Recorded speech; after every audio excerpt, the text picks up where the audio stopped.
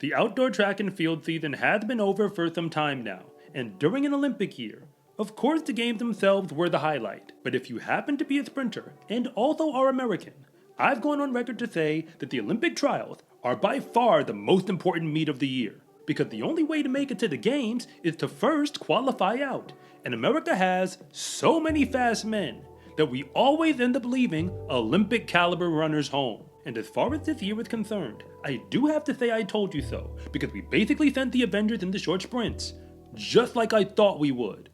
Every single man who represented Team USA individually in the 100 or the 200 was already an Olympic medalist or a world champion. The only exception to that rule was Arian Knighton, who's still only 20 years old right now, and a world championship silver medalist in the 200-meter dash. Yet the biggest story out of the trials, aside from the men who actually qualified, had to be Christian Miller in the 100-meter dash. As a high school senior, he ran 9.93 seconds to qualify for the trials in the first place, which for a while was the fastest time recorded in the world when legal. And once he got to the trials, he made it to the finals. He actually finished in 5th when it was all done. By that point, I had already named him as the #1 track and field recruit in the boys class of 2024, regardless of event. And although he was committed to take his talents to compete for the Georgia Bulldogs in the SEC, I was not surprised when he decided to skip college and run professionally instead. As the weeks went by, I waited to see which shoe company he would sign with. And now we have our answer. He's officially signing with Puma. Even though I knew that him choosing to skip college was going to be very likely after the trials, I chose not to share my thoughts on the matter. And generally speaking, I try to choose my words carefully when it comes to commenting on amateur athletes. But Christian Miller is no longer an amateur athlete, and he definitely doesn't put out amateur performances. So for that reason, I am going to dignify him with all the credit that he deserves as a professional from this point on. So to be clear, coming into this week, I had no intentions on making this video. But when breaking news like this starts to get my brain going, after a while, I figure I should invite you in on the conversation. And I'll even tell you what the kicker was, because my friend Anderson Emerald of The Final Leg put out a post to celebrate Christian Miller signing with Puma. And when he did, I read the comments, and people wanted to know how likely it was going to be that he would be successful as a pro. So that is what I'm here to discuss. And no, this video is not clickbait.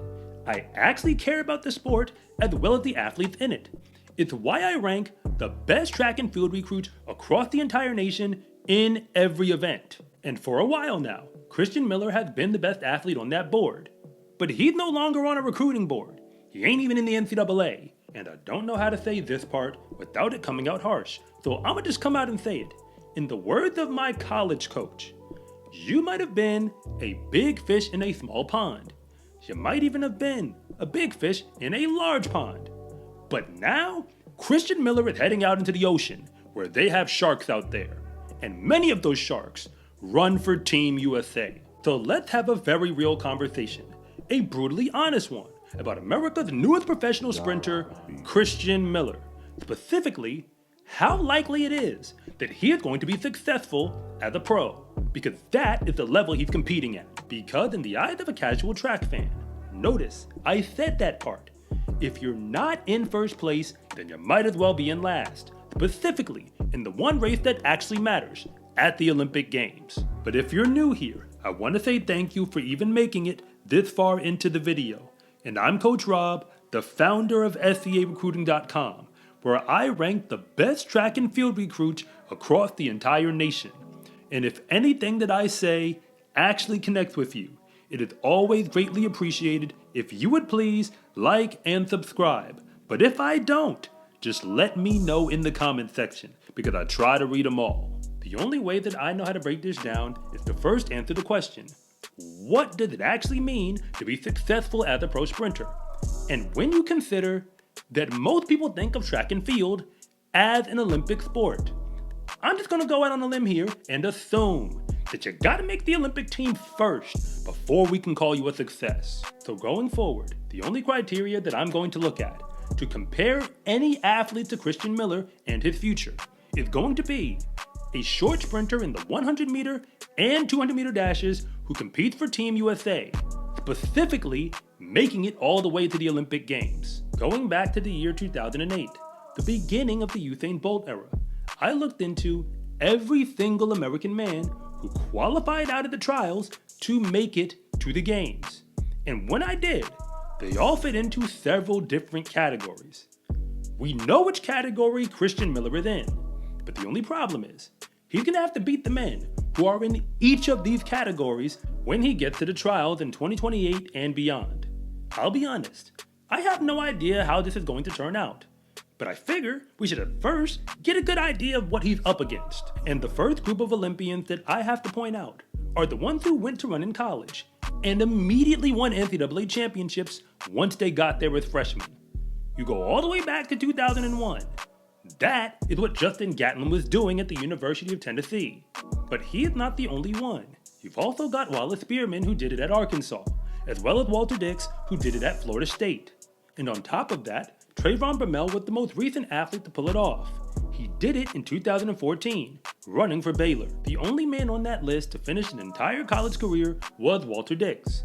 And the year when he did was the Usain Bolt year, 2008, where he got the Olympic bronze medal in the 100 and the 200 meter dashes. But the second group of Olympians are the ones who first went to junior college, won national championships while they were there, and then did the same thing again at the NCAA level. Tyson Gay pulled it off and won his national championships competing for Arkansas. But he is not the only one. Amir Webb, who used to compete for Texas A&M, started off in junior college, winning national titles, and then did the same thing in the NCAA. I do have to admit, there was only one man on the list who didn't really fit into a category. That was Fred Curley, because he did go to junior college, and he was an All-American while he was there, but he didn't win national titles. But once he transferred to Texas A&M, he did win multiple national titles in the 400 meter dash. And yes, we all know he transitioned down to the 100 by now, which leads me now to Group 3. The athletes who went to junior college, won national titles while they were there, and then skipped running in the NCAA entirely and just went pro.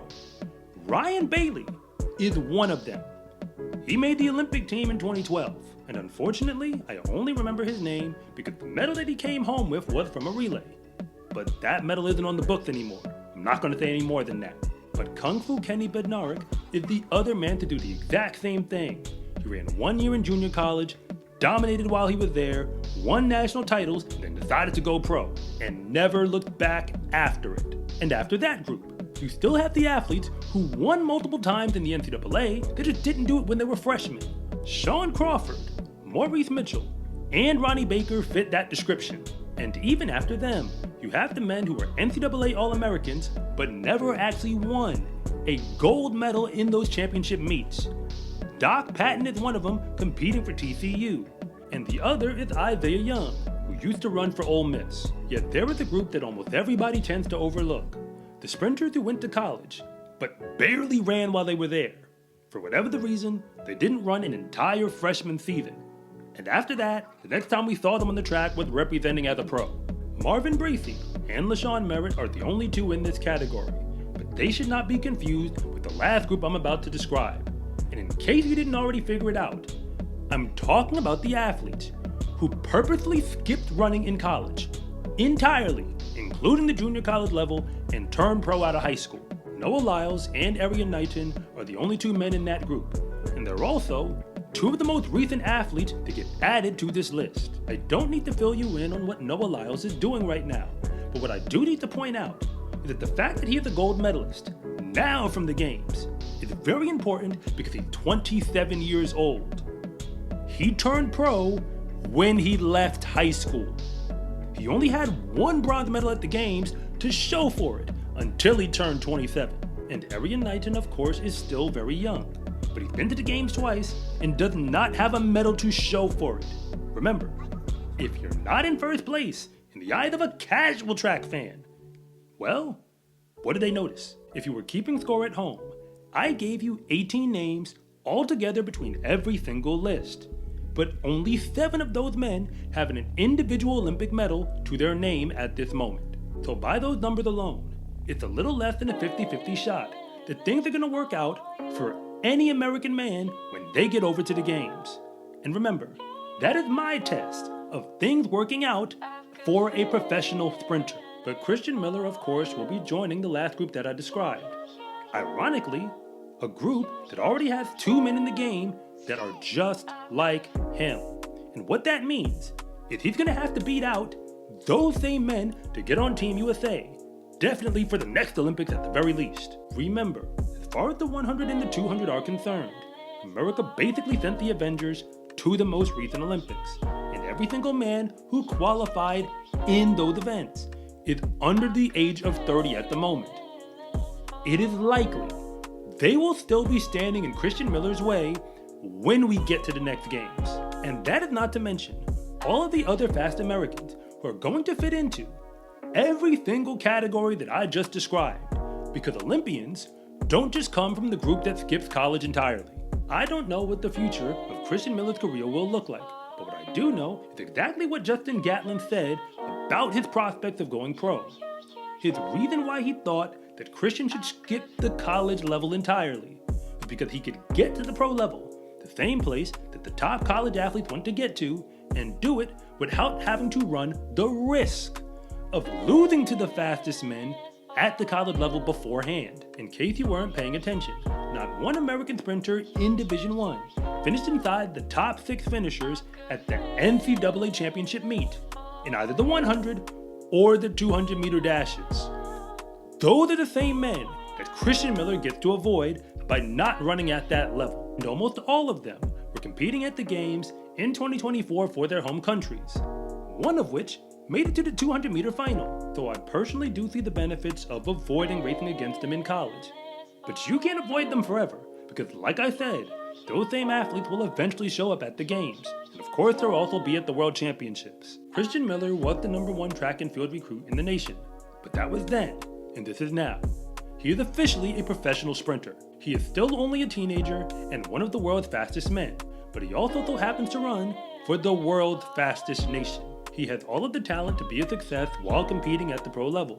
But unfortunately, when I say the term pro level, most people automatically translate that to meaning the Olympic level. I'm going to be rooting for him going forward, but the Avengers are definitely going to be standing in his way at the next Olympic trials. And even if they don't pull it off, it doesn't necessarily mean that somebody else whose name we're not even mentioning right now, who's likely still competing in college, won't be able to do the same.